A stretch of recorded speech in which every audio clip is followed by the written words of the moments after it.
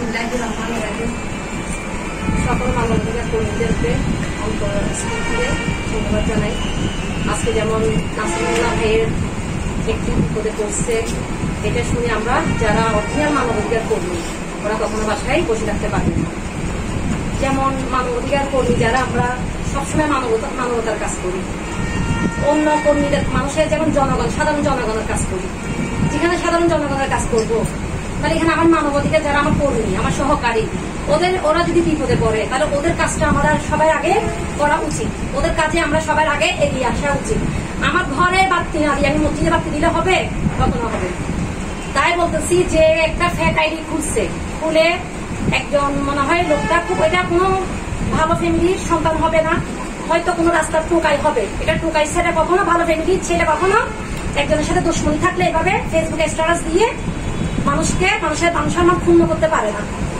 যেমন একটা ওনার বোনের সাথে ছবি ফেসবুকে স্ট্যাটাস দিয়ে বলতেছে উনি নাকি ভণ্ড কাকে বলে? যে ভণ্ড সে ভণ্ডর খবর জানে।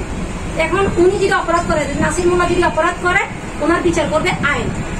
এখানে দেশের পুলিশ আছে, সেনাবাহিনী আছে, ওকে ওনাকে এখানে যে কমেন্ট করে তাকে উল্টা গালি দিচ্ছে, যে কমেন্ট করবে তাকে উল্টা গালি দিচ্ছে কেন?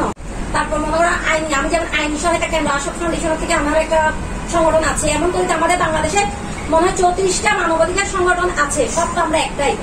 অনেক বড় পাটা হয়ে থাকে, তাহলে তুমি নাসির মোল্লার বরাবরে মুখামুখি হয়ে প্রতিবাদ করো, তুমি এটা করছো, তুমি পিছন দিয়ে ঢিল মারতেছো। হ্যাঁ, এগুলো তো বলো যেগুলো কি বলবো, এটা যারা গিরেঙ্গিবাস, হ্যাঁ, মানে যাদের মা বাবার পরিচয়হীন, যাদের ওদের কোনো সমাজ নাই, বিশেষ করে কোনো সমাজ নাই, আত্মীয় স্বজন নাই, ওরা এগুলা ফেসবুকে তুচ্ছ ছড়াবে একদম।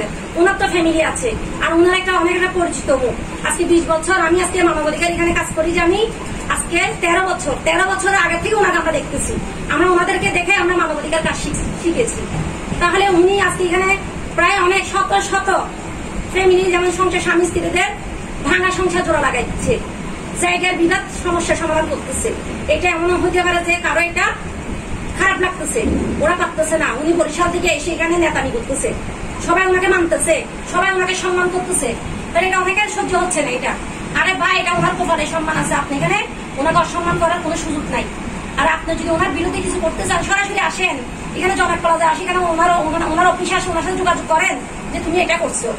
তাহলে পিছনে এগুলা কি ফেসবুকে খাই স্ট্যাটাস দিয়ে বাজে কথা বলা, এগুলা কি? এগুলো তো কোনো ভালো মানুষের কাজ না।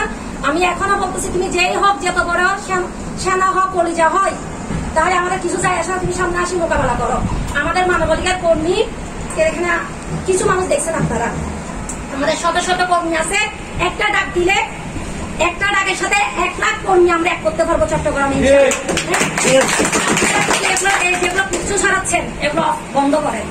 আমরা মানবাধিকার কর্মীরা সবসময় নিজের পকেটের টাকা দিয়ে মানুষের সহযোগিতা করি। এখানে মানুষের সহযোগিতা আমরা চলি না, কোন সরকারের পকেটের টাকা দিয়ে আমরা চলি না। আমরা মানুষের সহযোগিতা করে নিজের খেয়ে বাহিরের মরিচ ছড়াই, যেভাবে বলে সেভাবে। আমরা সবসময় চেষ্টা করছি, আমাদের রসুল পাক মানব সেবা করতো, ওইটা দেখে আমরা মানব সেবার করতে আজকে 13 বছর যাবত আমি কিন্তু এটাতে